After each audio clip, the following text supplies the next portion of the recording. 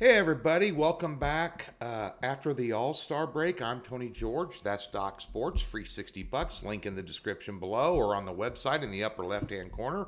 We'll park 60 bucks in any new account. So be sure and get over to Doc's, thumbs up, subscribe, get those notifications when myself or anybody on this channel posts a free pick.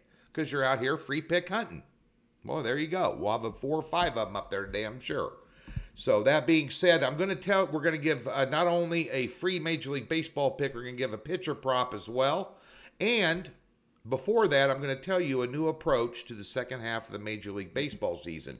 So if you're not a client or not interested in what I'm doing in baseball in the second half, fast forward a minute and a half. But the second half of the Major League Baseball season reminds me of the story of the 1994 Orange Bowl with Nebraska playing Miami.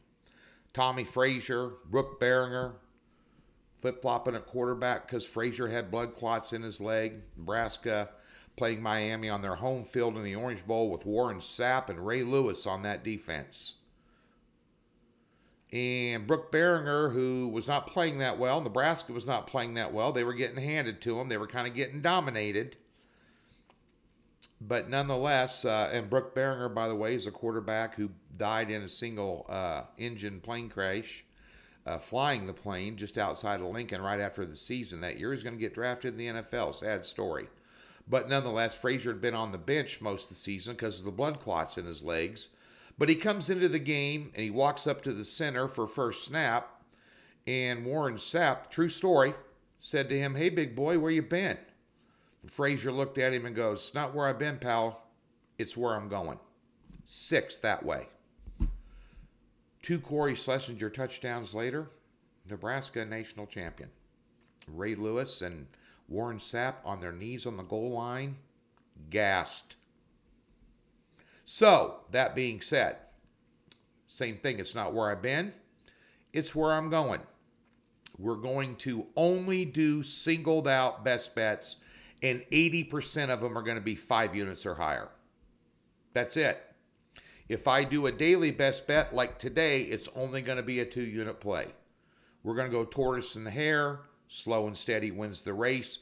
We're going to find games that have meaning, where we know teams are going to show up, where there's something at risk for both teams, where we have good pitchers or pitcher mismatches or hitting lineup mismatches, and we're going to single those out, and we're going to dial those in for strong position plays.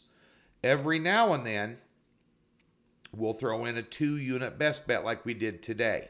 But we're not going to be messing around with 3 or 4, 3 and 4, and we're not going to be messing around with double headers or triple header cards anymore. The season's too volatile. And I talked to a lot of people during the All-Star break in the industry, not only here at Doc's, but at other spots, because I've been in the business 32 years. I know everybody.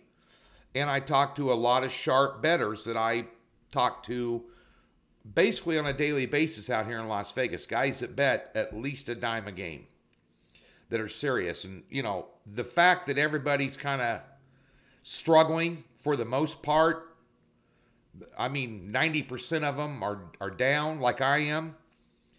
It's not an excuse. I hold myself to a higher standard. So we're going to dig ourselves out of the hole that we're in. We're going to be consistent and go on runs.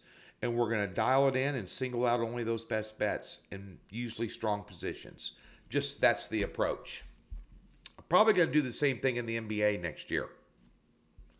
Because, you know, I'm not going to start handicapping a sport you don't know who the hell's playing. There's no starting point. So, FYI. All right.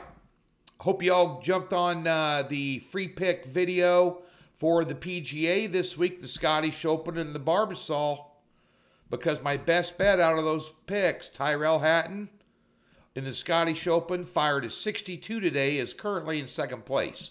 Tournament's still going on. Roy McIlroy's having a hell of a day today. But nonetheless, we got him in the top 20 minus 130. He definitely got, and he plays well on the weekends. Why I liked him. Hello. And he's a Brit. Good deal. All right. Today, I like the under in the Astros and Angels game. You got France and Ohtani on the hill. The reason I like the under is these teams are beat up. The injury list is staggering for both teams.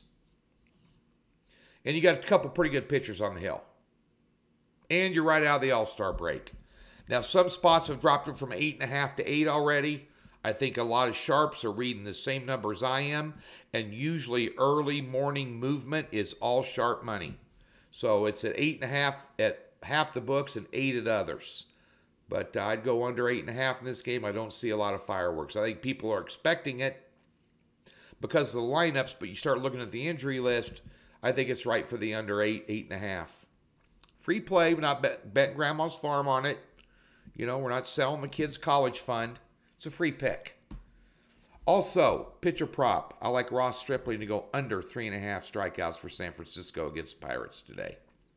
I'm not putting out a premium play out of the All-Star break, but if I did, this would be it. He rarely goes past 4 innings.